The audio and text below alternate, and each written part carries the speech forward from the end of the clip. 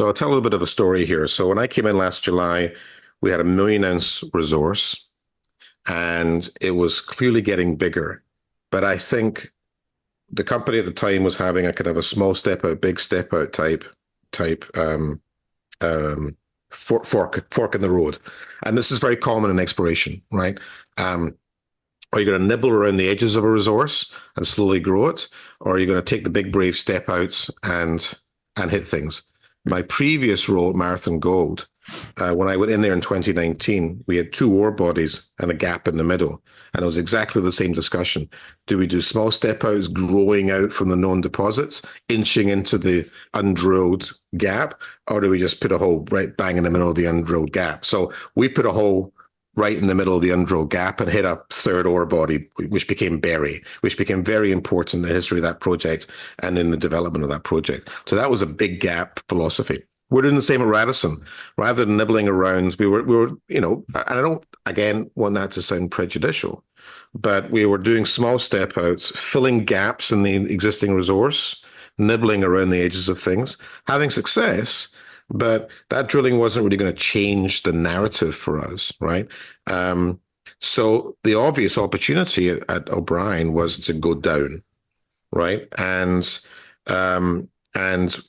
starting in the fall, we began doing these big step outs. Probably the most notable and illustrative step out we did was the first hole that we drilled below the old mine. And so the old mine went to 1 kilometer deep. In 70 years since mining stopped at O'Brien, nobody had drilled below the old mine, as amazing as that sounds. So it was an obvious hunt. We put a 1,500-meter hole in. We went 500 meters below the previous data point, which was the bottom of the old mine. All we wanted to see was the geological formation of host mineralization, which is called the Pichet Formation. We hit that, but then we also hit a mineralized zone that was 8 meters, core length of 30 grams. Most of that was in this really hot core of 242 grams in the middle, but the whole zone was mineralized with gold, which is how our deposit presents itself. 6, 8, 10 meter core length zones, which end up being like 4 or 5 meters true width, with a really hot VG kind of hit in the middle, but the whole zone is mineralized. And then we end up with stopes that are going to be 2 to 3 meters kind of wide when we mine that thing. So hit that, 337. Put that press release out in December. That was in the middle of nowhere, 500 meters below the old mine. We've also now hit doing that 170 meters below what we call trend one, similar types of grades, similar types of presentation of the mineralization. In April, we put out the first 3 wedges off the deep hole below the old mine, wedges 1, 2, and 3. They all hit, and they all hit in such a way that showed the development of 4 different mineralized zones, 4 veins. Those 4 veins tie into 4 veins that were visible in the mapping at the base of the old mine, 500 meters above. So the continuity is there, as we might expect. That's what this deposit always shows. Put that into the market in April. And then we raised the money.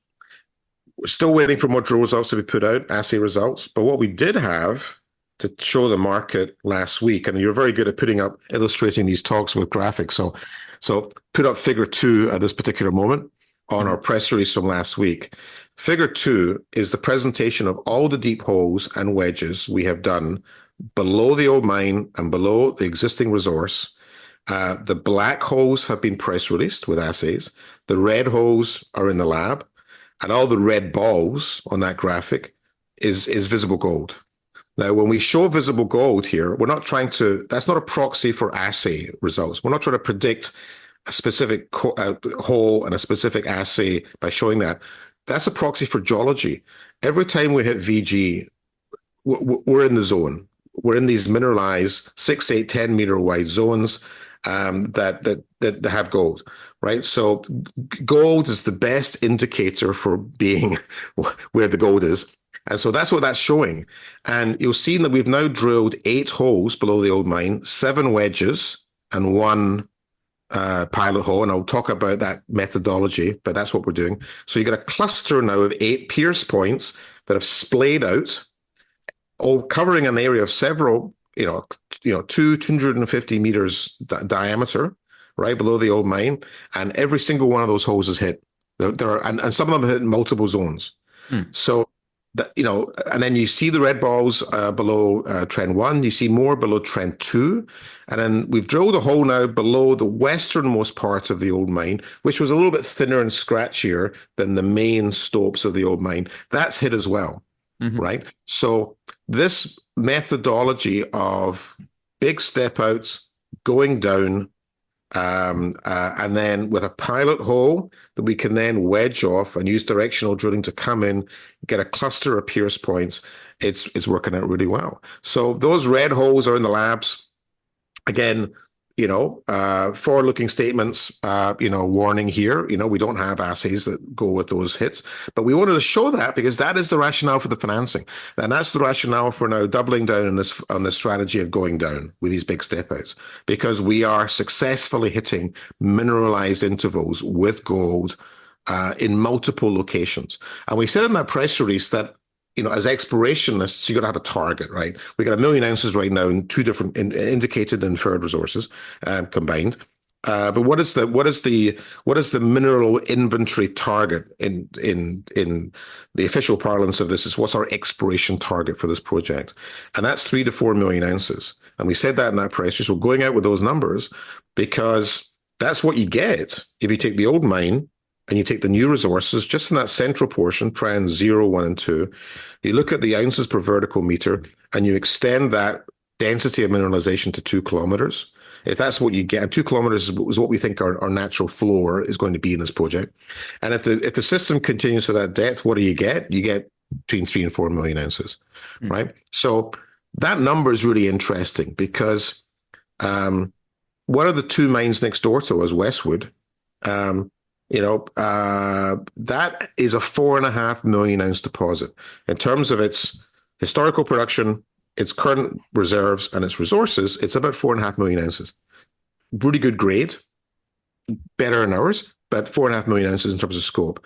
If you look at what we are developing here, we've got 500,000 ounces of historical production, and we've got an exploration target of up to 4 million ounces on the basis that our resources are going down, and this drilling is working out. Proof of concept is good. We're heading that way. So if we get that, big if, but if we get that, it's 4.5 million ounces.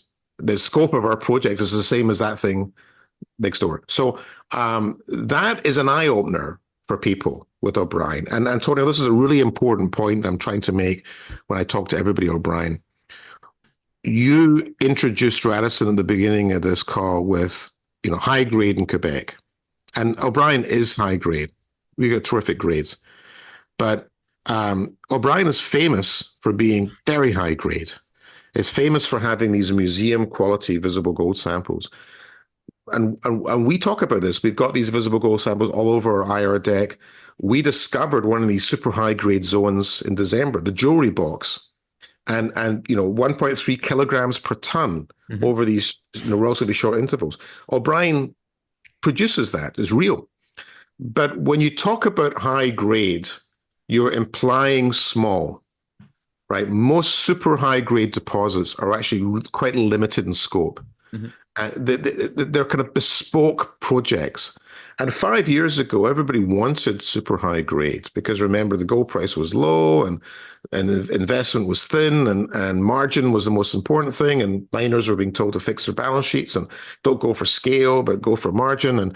And so everybody was like, wanting high grade. And so people think of O'Brien as being the super high grade project that implies limited scope. We don't think O'Brien is limited in scope. We think it's upwards of 4 million ounces. And with a lot of tons there, we think it's a big mineralizing system. Yes, it will have these areas of super high grade and the miners will really enjoy discovering and mining. But what's really going to drive value in Radisson and O'Brien is a realization that there's a bigger mineralizing system here. We're hitting it. We're stepping down. We're hitting it. We're heading towards those bigger numbers. It's going to take us a lot of drilling to get there, right? This type of deposit requires a lot of pierce points, but directionally, our eyes are getting opened. We think it's there. And at that moment, we're not some sort of bespoke, curiosity that has produced museum quality samples. We're actually quite a major new Mm. Abitibi mining project that's on the horizon.